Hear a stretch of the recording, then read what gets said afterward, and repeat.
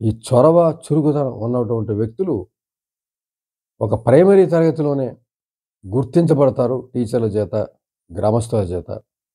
చదువులో ముందుండగలుగుతారు.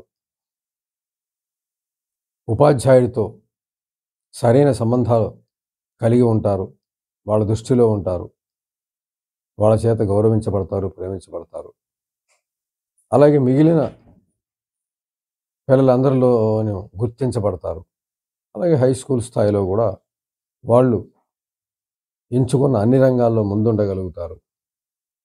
వాళ్ళని ఉపాధ్యాయులు గుర్తిస్తారు. వాళ్ళకి వాళ్ళ పట్ల చక్కని మర్యాద, మన్నానతో ప్రవర్తిస్తారు. అలాగే కాలేజీ స్థాయిలో కూడా వాళ్ళే ప్రముఖ వ్యక్తులుగా ఉంటారు. ఆ తర్వాత ఉద్యోగాలు ఎక్కడైనా సరే ఈ 2 లక్షణాలు వాళ్ళని జీవితంలో ఉన్నతంగా నిలబెడతాయి. ఉత్తమంగా నిలబెడతాయి. గొప్ప వ్యక్తులుగా వాళ్ళని తీర్చిదిద్దుతాయి. చొరవ, చురుకుదనం. ఏదైనా ఎక్కడికైనా వెళ్ళాలి అంటే చొరవగా వెళ్ళగలగడం. అడగాలి అన్నట్లయితే చొరవగా అడగగలగడం. ఇవన్నీ కూడా వ్యక్తిని చాలా ముందు నిలబెడతాయి. ఒక తరగతిలో ఒక 50 మంది విద్యార్థుల్లో తక్కువగా ఉన్న విద్యార్థులు గుర్తించబడడానికి కారణం ఈ చొరవ, చురుకుతనం వాళ్ళలో అధికంగా ఉండడమే. వాళ్ళ చుట్టూ కొంతమంది చేరుతూ ఉంటారు. వాళ్ళు నాయకులుగా చలామణి అవుతూ ఉంటారు. ఆ నాయకుడి చుట్టూ 10 మంది ఉంటూ ఉంటారు. అటువంటి చొరవ, చురుకు ఉన్నటువంటి వ్యక్తులు జీవితంలో ముందుండడం మనం అనేక చోట్ల చూస్తూ ఉంటాం. వాళ్ళు మెచ్చుకుంటూ ఉంటాం. వాళ్ళతో ఉండాలని అనుకుంటూ ఉంటాం. వాళ్ళు ఉన్నప్పుడు మనం సమయాన్ని వేరే పని ఉన్నప్పటికీ మాని వారితో ఉండాలనుకుంటూ ఉంటాం. వాళ్ళ యొక్క చొరవ, చురుకుతనం మనం చూసి వాళ్ళ మాటల తీరు, వాళ్ళు చేసిన పనులు ఇవన్నీ కూడా వినడానికి మనం ఉత్సుకత చూపుతూ ఉంటాం. అలాగే మన యొక్క మాటల్ని చెప్పుకోవడానికి, మన మనసుని వాళ్ళ దగ్గర చెప్పుకోవడానికి మనం కూడా ఉత్సాహపడుతూ ఉంటాం. అంతటి గొప్ప మంచి వ్యక్తిత్వ లక్షణాలు చొరవ, చురుకుతనాలే. మరి అందరిలోనూ ఇవి ఉండవేమి? కొందరిలోనూ ఉంటాయేంటి? ఒక క్లాసులో ఒక 50 మంది ఉంటే, ఒక 10 మందిలోనే ఎందుకుంటాయి ఇవి? మిగిలిన వాళ్ళలో తక్కువగా ఎందుకుంటాయి? కొంతమందిలో అసలు ఎందుకుండవు? కొందరు దేబ్యమొహం వేసుకొని క్లాసులో ఎందుకు కూర్చుంటారు? అంటే ఈ వ్యక్తి యొక్క ఒక ఒక పిల్లల యొక్క వ్యక్తిత్వాలన్నీ కూడా బాల్యంలోనే తీర్చిదిద్దబడతాయి. తల్లిదండ్రులు, ఆచార్యులు, మొదటి యూనివర్సిటీ ఇల్లే అని మనం చెప్పుకుంటాం. ఆ మొదటి యూనివర్సిటీలో ఆచార్యులు ఇద్దరే ఇద్దరు. వాళ్ళే తల్లిదండ్రులు. వాళ్ళే ఈ చొరవ, చురుకుతనం కూడా పిల్లల్లో తీర్చిదిద్దుతారు. అంటే వాళ్ళలో అవి ఉంటాయి. ముందు వాళ్ళలో ఉంటేనే కదా పిల్లల్లో వచ్చేది.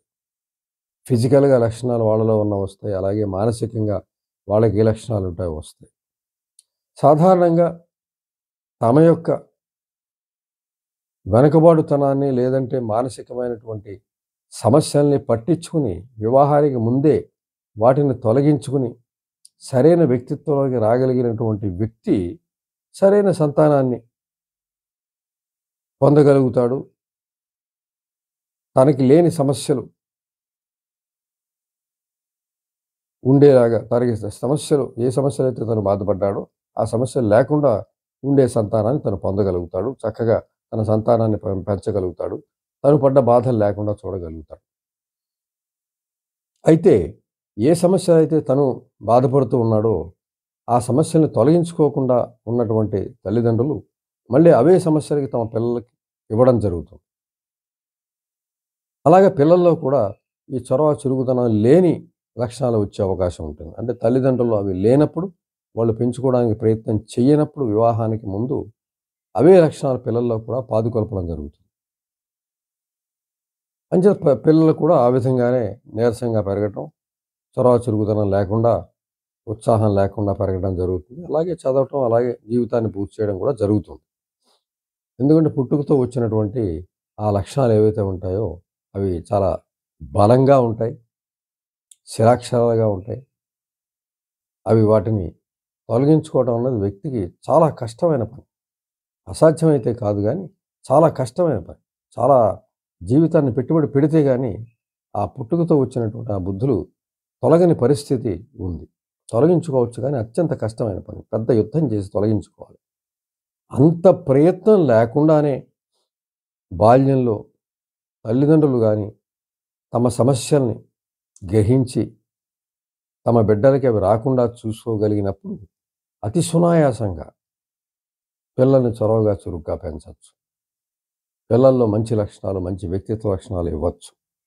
ముందుగా తమ చెడు లక్షణాలు తొలగించుకున్నప్పుడు మాత్రమే. వివాహానికి ముందు కానీ తమలో ఉన్నటువంటి చెడు లక్షణాలు తను గమనించుకుని, అన్నీ మంచి లక్షణాలు ఉన్నాయా లేదా, ఒక మానసిక సమస్యలు ఒక పుస్తకం ఏదైనా చదివినప్పుడు, వివాహానికి ముందు ఒక సైకాలజిస్ట్‌ని సంప్రదించినప్పుడు, వాళ్ళిచ్చిన క్వెషనైరు ఇతరత్రా పూర్తి చేయగలిగినప్పుడు, వాళ్ళలో ఉన్న లోపాలు తెలుసుకున్నప్పుడు, వాటిని తొలగించే మార్గాలు తెలుసుకొని, వాటిని ముందే జయించి, తర్వాత వివాహానికి వెళ్ళి పిల్లల్ని కన్నప్పుడు, వాళ్ళలో ఉన్నటువంటి లోపాలు రాకుండా పిల్లల్ని వాళ్ళు కనొచ్చు, పెంచొచ్చు, మంచి పౌరులుగా చేయొచ్చు. అంటే మంచి ఆచార్యులుగా వాళ్ళు ఉండొచ్చు. మంచి ఆచార్యులుగా ఉండలేనప్పుడు, మరి పిల్లలు కూడా మంచి సంతానంగా ఉండలేరు. వాళ్ళలో ఏవైతే మానసిక సమస్యలు వచ్చుంటాయో, ఏవైతే మానసిక అనారోగ్యాలుంటాయో, ఇవన్నీ కూడా ఈ ఆచార్యుల దగ్గర ఉంటాయి. వాళ్ళ నుంచే వీళ్ళకొస్తాయి.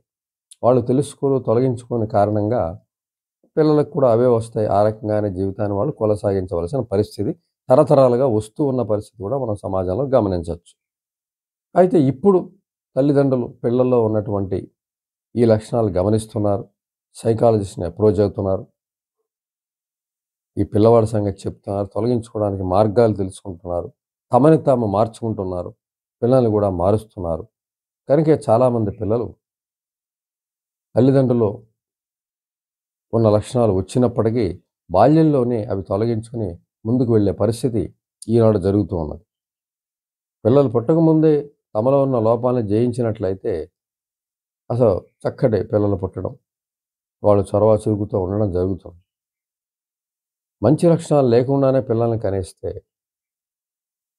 తమకున్న ఆ చెడు లక్షణాలతో పిల్లల్లో శిక్షణ ఇచ్చేస్తే, వాళ్ళు కూడా ఆ చెడు లక్షణాలతో పెరిగితే, అవే లక్షణాలతో జీవితాన్ని కొనసాగించవలసి వస్తుంది.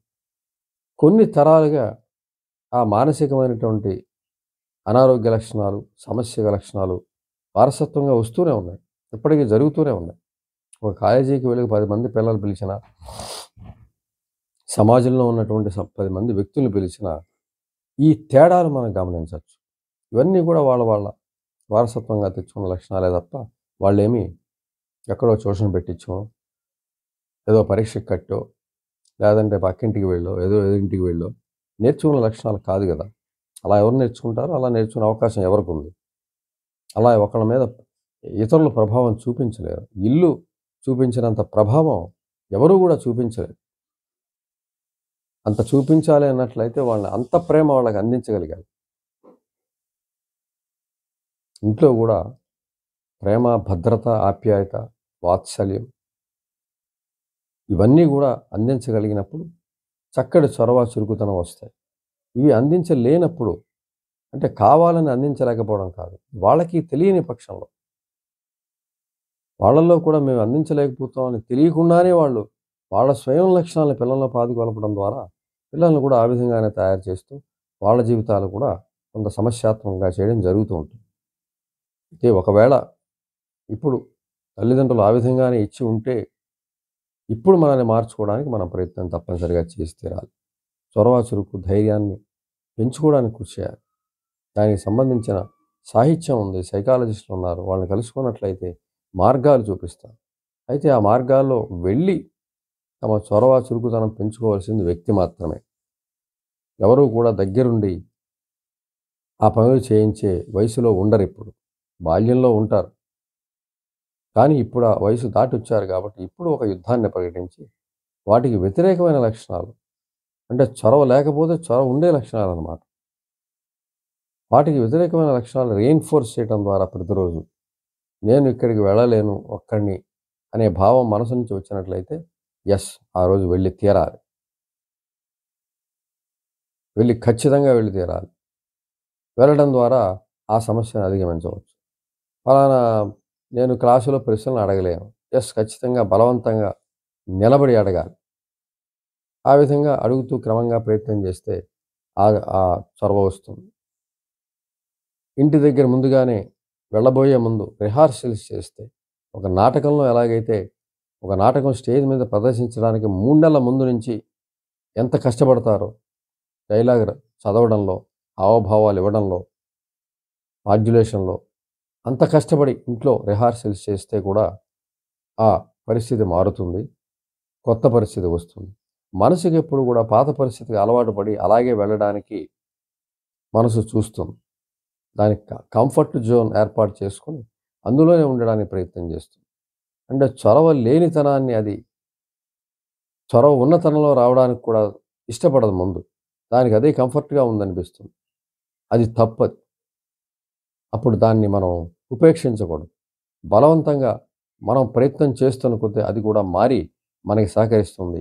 చొరవ, చురుకుదనం పెరిగే పనులు మనం చేస్తున్నప్పుడు మొదట్లో కొద్దిగా మొరాయించిన, నిరాకరించిన తర్వాత అది మన దారిలోకి వచ్చి మనకు చొరవ, చురుకుతనాన్ని అందచేయటం ద్వారా సరికొత్త జీవితాన్ని మన మనసే మనకు ఇవ్వగలుగుతుంది. దాన్ని మనం మార్చగలుగుతాం. అయితే దానికి పట్టుదల చాలా అవసరం. సహనం చాలా అవసరం. మనం మారాలని మన ఆత్మగౌరవంతో పూరితంగా ఆలోచించాలి. ఇక్కడ వ్యక్తి తను మారాలి అంటే వ్యక్తి ముందు ఆత్మగౌరవాన్ని ఇంప్రూవ్ చేసుకోవాలి. తన పట్ల తను ప్రేమ, బాధ్యత, భద్రత ఇవన్నీ గూడా ఇవ్వాలని అనుకోవాలి.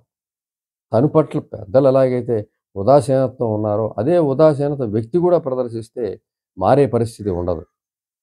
అవే బాధలతోటి కొనసాగవలసిన పరిస్థితి ఉంటుంది. కాబట్టి జీవితంలో చొరవ, చురుకుతనం అనేది ప్రయత్నించి పెంచుకోవచ్చు. ఆ వ్యక్తి స్వయంగా అనుకుంటేనే అది సాధ్యమవుతుంది. దానికి ఎవరు సహాయం చెయ్యరు. ఇల్లు గూడా సహాయం చెయ్యదు. వ్యక్తి తను పూనుకొని సాహిత్యంతోటి, సైకాలజిస్టుల సలహాలతోటి వ్యక్తి తను స్వయంగా పట్టుదల వహించి, సహనం వహించి, ప్రయత్నించి మనసుని తను మార్చుకుంటే చొరవ, చురుకుతనం వస్తుంది. తద్వారా వాటి నుంచి వచ్చే ప్రయోజనాలు కూడా జీవితంలో పొంది సంతోషంగా, ఆనందంగా, సమానంగా అందరితో సమానంగా ఉండొచ్చు. అదేమీ ఆశ్చర్యకరమైన లక్షణాలని ఆశ్చర్యపోతూ తను లేవని దిగులు పడక్కర్లేదు. తను పొంది తను గూడా సంతోషంగా ఉండొచ్చు.